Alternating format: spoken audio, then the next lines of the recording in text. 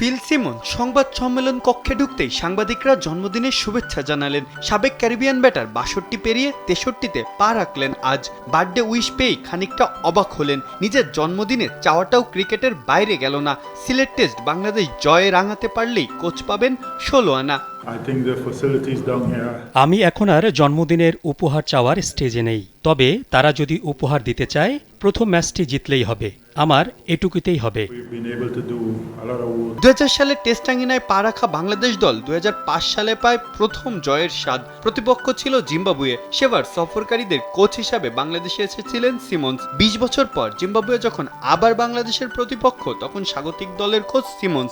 ঢাকা বলে যাদের নারায়ণগঞ্জ জয়দেবপুর পাঠিয়ে দেওয়া হয়েছিল, তারা দলে দলে ফিরছে বিমানবন্দর সংলগ্ন আশিয়ান সিটিতে। No tension. টেস্টে বাংলাদেশের যাত্রা নিয়ে বললেন, উন্নতি হয়েছে, তবে উন্নতির অনেক জায়গাও কিন্তু আছে। অনেক উন্নতি হয়েছে তাদের। ২০০০ সালে তারা যেভাবে টেস্ট ক্রিকেট খেলা শুরু করেছিল, সেখান থেকে অনেক উন্নতি হয়েছে। তবে একই সঙ্গে এটিও বলবো, তারা যেখানে পৌঁছতে চায় সেই লক্ষ্য ছোঁয়ার জন্য এখনো উন্নতি জায়গা আছে। তো অনেক উন্নতি হয়েছে, তবে এখনো উন্নতি জায়গা আছে। ২০০০ সালে তারা যেভাবে টেস্ট ক্রিকেট খেলাটা শুরু করেছিল, সেখান থেকে অনেকটাই উন্নতি করেছে তারা। তবে একই সঙ্গে এটিও বলবো, তারা যেখানে পৌঁছাতে চায় সেই লক্ষ্য ছোঁয়ার জন্য এখনো অনেক উন্নতির জায়গা আছে।